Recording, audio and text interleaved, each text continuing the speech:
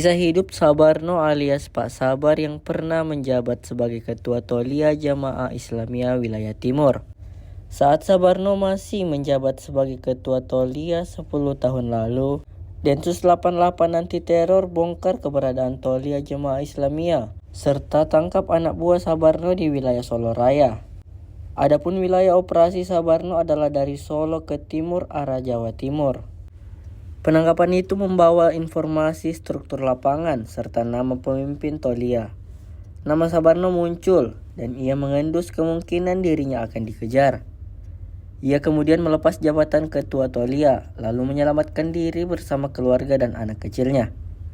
Bahan peledak dan senjata api disita pada penangkapan itu. Tempat pelarian pertama Sabarno di Sragen, Jawa Tengah, lalu menuju ke Kalimantan. Setelah lama di Kalimantan, Sabarno kembali ke Jawa, namun ia sering berpindah-pindah dari Bekasi hingga Cikarang.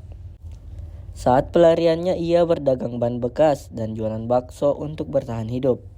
Sabarno tidak berhubungan dengan organisasi selama pelariannya. Tribuners dan pemirsa dimanapun Anda berada, 30 Juni 2024, organisasi Al-Jamaah Al-Islamiyah Indonesia menyatakan bubar atau membubarkan diri, dan saya sekarang sudah bersama 3 orang anggota yang memiliki kualifikasi dan bidang tugas yang berbeda-beda. Ceritanya mudah-mudahan akan memberikan pemahaman kepada kita, dan saya perkenalkan yang pertama di sebelah saya ada Pak Sabarno.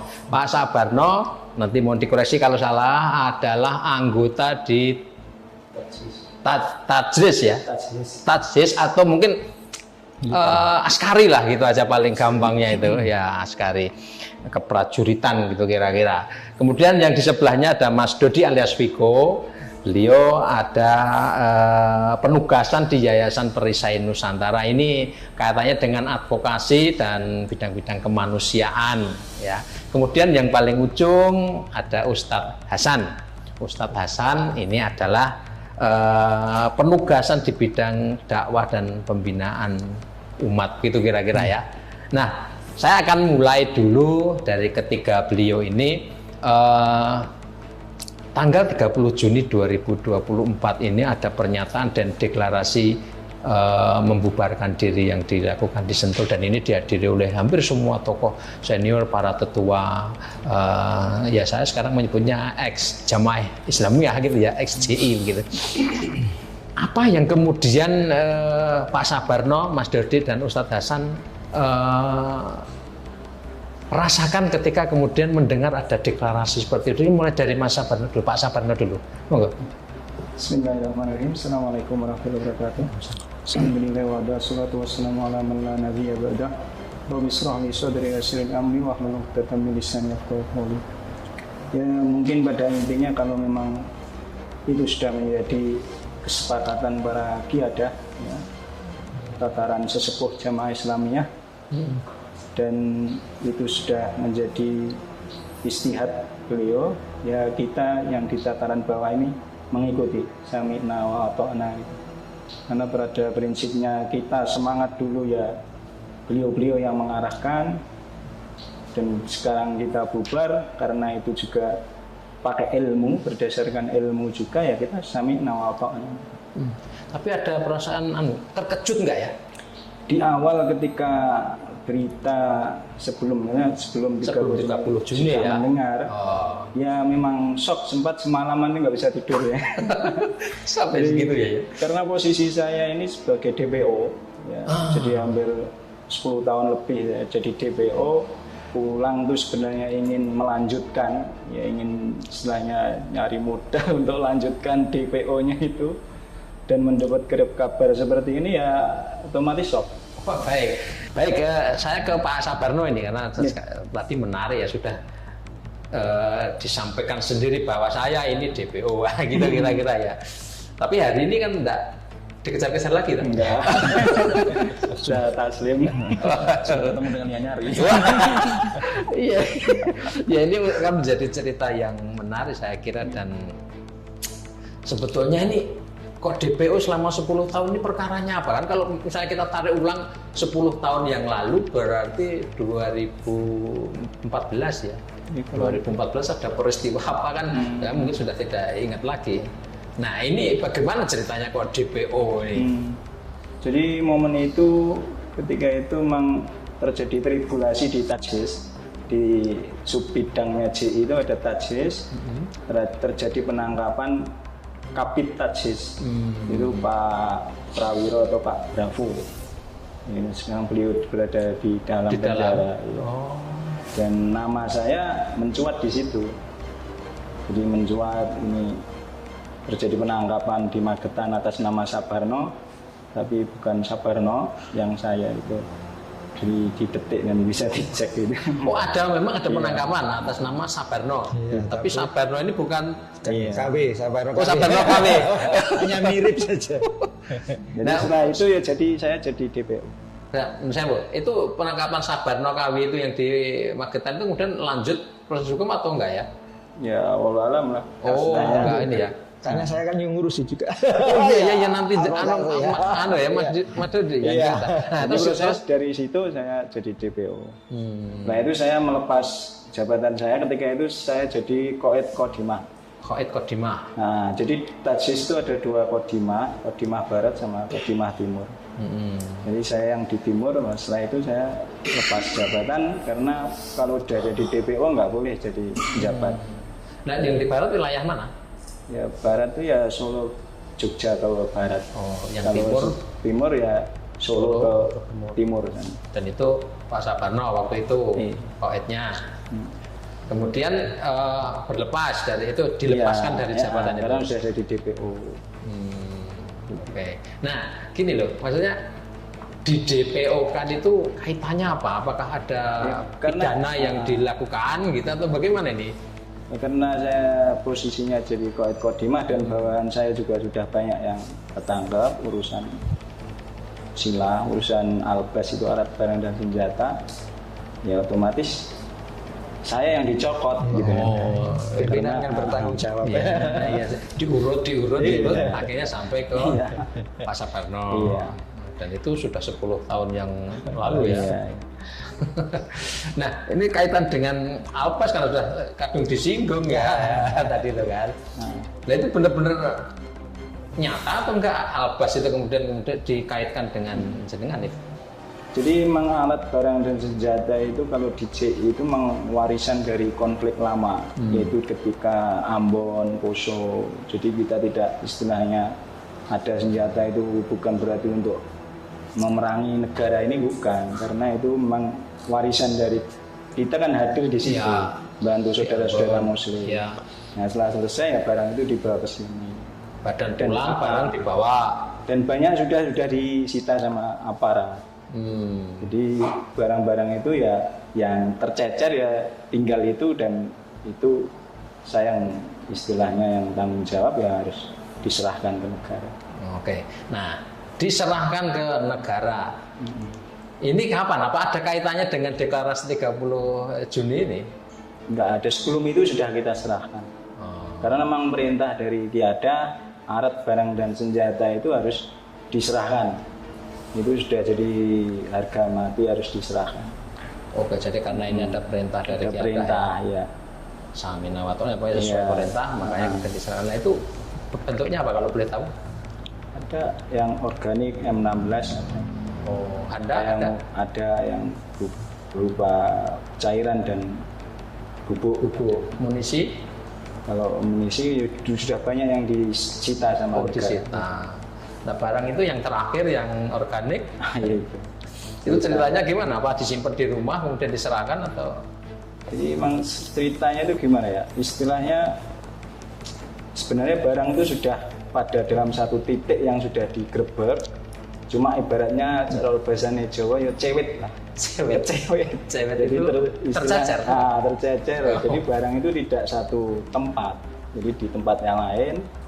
Dan setelah penggerbekan karena kawan mungkin ketakutan, akhirnya dicari dan ketemu, dibuang ke sungai.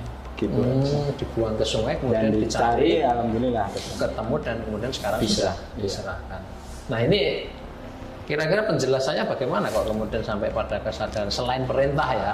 Kan mungkin kalau bayangan saya sederhana gitu ya. ya ada perintah, tapi ini barang ini kan susah didapat, makanya Nggak gampang gitu. Ya kita prinsipnya apa? Karena kita ini berada di jamaah ini dengan ilmu, ya berdasarkan ilmu, dan bubar ini juga ilmu. Kalau kita simpan pun malah jadi beban. Oh. Ya, Bang. Kita nyimpen barang-barang kayak gitu kan jadi beban. Beban. Karena memang itu kan melanggar hukum negara. Jadi memang kita harus ya sami'na wa ata'na, kita serahkan. Karena itu juga bukan barang kita pribadi, barang umat ibaratnya kan. Jadi bekas sisa konflik Ambon Poso dibawa ke sini, ya harus perintah serahkan, diserahkan. Jadi kesadaran, kemudian kejujuran, dan komitmen ya ini ya. Nah sekarang perasaannya Pak Sabarno gimana setelah ada deklarasi itu, kemudian menyerahkan? Apa bebannya plong atau bagaimana? Ya kalau dari saya pribadi ya sisi insya Allah manfaatnya lebih besar, ya. Terutama terhadap keluarga, anak-anak saya yang sudah mulai dewasa gitu kan. Masa depannya, kalau dulu masih DP itu saya masih ibaratnya bukan tidur nggak nyenyak, sebenarnya sudah enjoy. Cuma untuk keluarga, untuk anak yang sudah mulai besar terus belum punya KTP, data identitas diri kan ya, terus kedepannya seperti apa kan gitu, ketika nikah dan lain sebagainya kan. Nah waktu DP itu sudah menikah belum jenengan? Sudah punya anak 5. Anaknya sudah gede-gede. Nah sebelum ke Mas Yudi dan Ustadz Hasan, saya mau tanya, selama DP itu terus kemana saja? Ganti identitas atau enggak?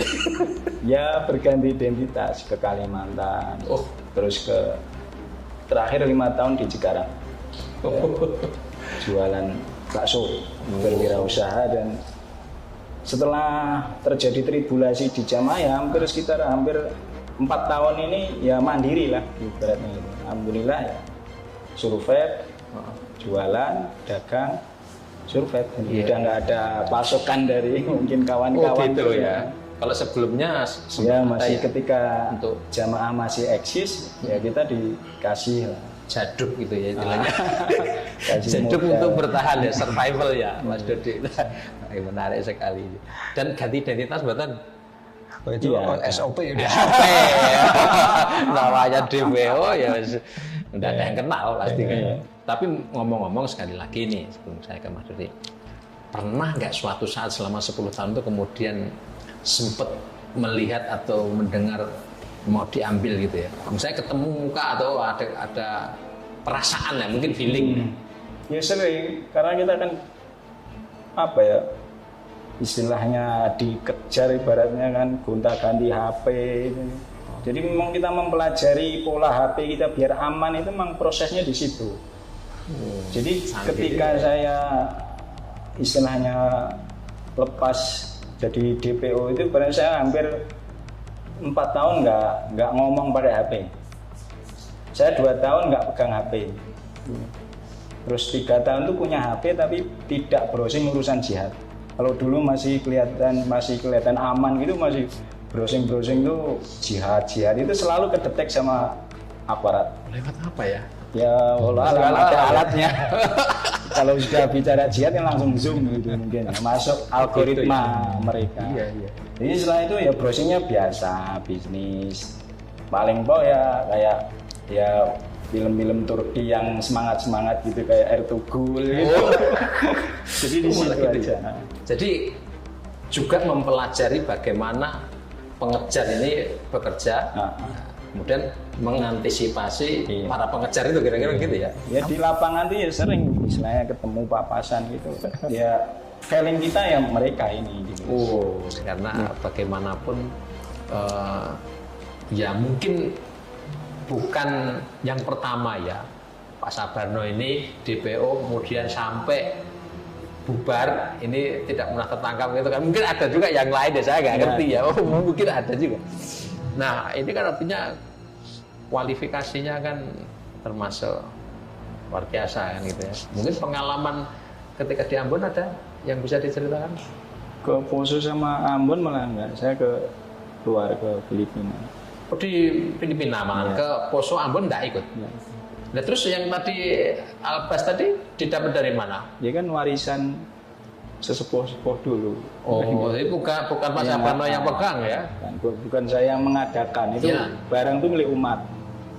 Jadi ya diamanai ngerawat ya dirawat gitu Jadi aja. pengalamannya di danau ya? Berapa lama di sana? Ya, saya kan ke sana itu ikut istilahnya daurah asasiyah itu misalnya kursus saja. Kursus. Bukan yang akademi militer. Jadi cuma 4 sampai 5 bulan. Kursus singkat Tapi ya termasuk itu. qadarullah pas saya ke sana itu terjadi all out war. Tahun berapa itu? Tahun ya sekitar 99 sampai 2000 terjadi all out war, Kemah Abu Bakar diserang. Jadi saya tertahan di Malaysia hampir 4 bulan. Jadi waktu Kemah Abu Bakar itu Diserang, diserang, saya posisinya di Malaysia. oh di Malaysia. Sudah Sama- keluar dari. sama saudara Nasir Abbas di situ. Oh berarti jenengan itu sama Nasir Abbas Ya, Pernah ya? serumah lama. serumah lama. Makanya wonten tuh tadi mana. Oh, jangan-jangan 86 sama Nasir Abbas ya?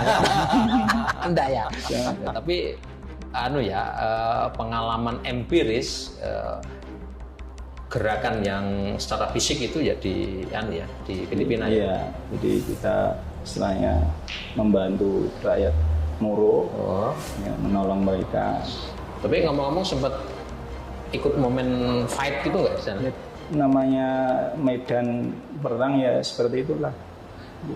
Kalau cerita detailnya ya kita enggak. Tapi karena masuk wilayah konflik ya, jadi ya wajar ya lumrah Ya, kalau wajar. terlibat fight gitu ya. Terus ke Malaysia tertahan di sana. Baliknya- Jadi ya sabar di sana. Oh, Pak Sabar tetap Terus sabar ya. akhirnya bisa masuk. Oh, Sampai ya hampir kurang lebih 2 tahun. 2 tahun itu setelah dari Filipina ya. Itu belum masuk di daftar DPO berarti ya? Belum. Jadi ibaratnya ya saya masih pangkat rendah. Pangkat rendah tapi pengalaman Kan masih muda belum nikah. Ya. waktu itu.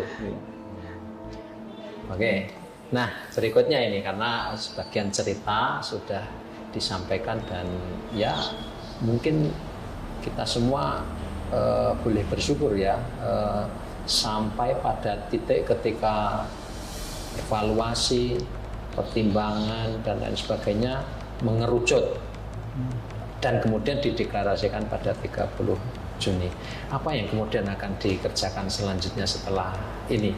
Nah Pak Sabarno gimana ini? Terakhir ini kan Karawang, di mana Karawang sih? Di Cikarang. Cikarang. Nah. Sampai hari ini atau bagaimana? Ya, sudah pulang ke Jawa Tengah. Pulang ke Jawa Tengah. Nah, artinya sekarang kan mungkin sudah lega, ya, sudah lepas semua kan, yang mungkin jadi beban itu. Apa rencana selanjutnya? Ya masa transisi ini ya membantu Kiada untuk mensosialisasikan pembubaran ini karena kawan-kawan itu kan banyak levelnya yang masih di bawah-bawah itu kan kadang kan belum dapat bayan itu secara jelas. Ya kita membantu Kiada dan membantu aparat untuk mensosialisasikan pembubaran ini dan penyerahan alat barang dan senjata. Kalau masih ada ya? Iya itu diserahkan. Dan Gitu aja. ini tugasnya kan lumayan besar dan berat juga ya, areanya juga. istilahnya ngeceki barang tertutup. Kalau dulu berusaha bagaimana nyimpen rapet, gitu, sekarang dinceki ya lumayan juga sulit. Oh, iya. Tapi kan proses akan berjalan ya, saya kira itu. Dan apa namanya terkait dengan umat kan tentu mungkin Ustadz Hasan juga punya peran untuk mensosialisasikan juga ya kira-kira ya lewat. Ya, kalau ini anggota resmi. Oh iya ya, lain juga ini ya. Masyarakatnya Komunitasnya berbeda ya. Oh Ini iya. jaringan. Karakternya juga lain ya. Ya, kadang kan dikasih keterangan belum bisa menerima secara utuh, Iya iya. masih ragu. Nah, ini ya pelan-pelan. Nggak bisa kita langsung paksakan kan karena ini kan pemahaman. Jadi memang pelan-pelan dikasih bayan, kita bersinergi dengan aparat. Ya aparat juga alhamdulillah istilahnya bisa melakukan pendekatan dengan baik, dengan soft, ya.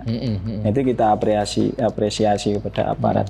Nah, jumlahnya banyak nggak sih kalau boleh tahu ya? Maksudnya tidak harus spesifik sih. Iya. Maksudnya di komunitasnya ini banyak nggak yang? Kalau di Kodimah Timur itu ya hampir 1.000. Oh, Ya. Terus kalau Kodimah Barat ya ada 1.000 lebih. dan mereka terhubung secara intensif nggak sih? Ya kalau karena sudah mendapatkan tribulasi yang berat, penangkapan itu sudah sendiri-sendiri. Oh, sendiri-sendiri, Nah, jadi ya, organisasi itu sebenarnya sudah mati. Terus kita berusaha untuk menghidupkan dan dimatikan untuk selama-lamanya itu ya cukup energi. Iya ya, butuh Ya, waktu. butuh waktu, tenaga. ngundangi, nomor HP sudah nggak ada, rumahnya di mana, itu ya cukup energi. Apalagi pakai sel tertutup itu sel putus, jadinya ya mungkin jadi problem tersendiri ya. Jadi sekarang istilahnya kita hidupkan tuh untuk Dimatikan. dimatikan. Dan itu sudah Kita dideklar ya, kumpulkan, iya. sudah dideklarasikan. Jadi dikumpulkan agar istilahnya kedepannya tidak menjadi split, ya kan? Kita kumpulkan, kita kasih bayan, kita kasih keterangan lewat sesepuh, dihadirkan. Ya di situ kegiatannya untuk masa transisi ini. Baik, mungkin ini bagian terakhir dan mungkin nanti bisa masing-masing ya menyampaikan apa ya kira-kira pesan atau informasi kepada masyarakat ya tentang bukan pembubaran ya, bubarnya JI dan kemudian apa harapan selanjutnya dari masing-masing ini. Jadi pesan kepada masyarakat, juga harapan kepada mungkin pemerintah, mungkin ke negara, mungkin ke masyarakat juga seperti apa mungkin. Mas Aparno. Untuk masyarakat Indonesia, jadi ya kalau sudah istilahnya image-nya masyarakat itu kan kalau udah organisasi teroris itu ya ibaratnya mudah mengkafirkan gitu kan. Dan kita JI ini tidak seperti itu. Jadi jamaah Islamiyah itu berakidahkan Ahlussunnah wal Jamaah, kita bukan takfiri. Kita tidak menghalalkan harta dan darahnya ahlul kiblat. Ya, siapa saja yang sholat ke arah kiblat, mereka adalah saudara kami.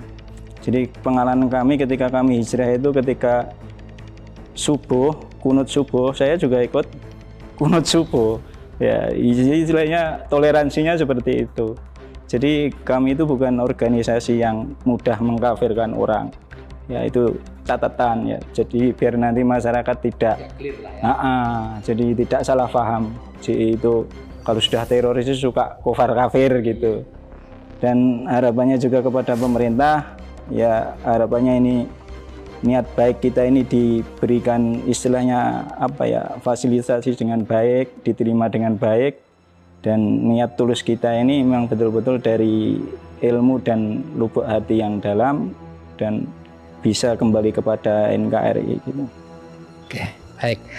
Terima kasih untuk Pak Sabarno, Mas Dodi dan Ustadz Hasan untuk sharingnya. Saya kira ini akan semakin memperjelas apa keputusan yang sudah diambil para sesepuh, para tetua di ex-organisasi Jamaah Islamiyah dan mudah-mudahan proses ini akan berlangsung smooth begitu, lancar, adaptasi, kemudian kembali ke tengah-tengah masyarakat kita semuanya. Download Tribun X sekarang, menghadirkan lokal menjadi Indonesia.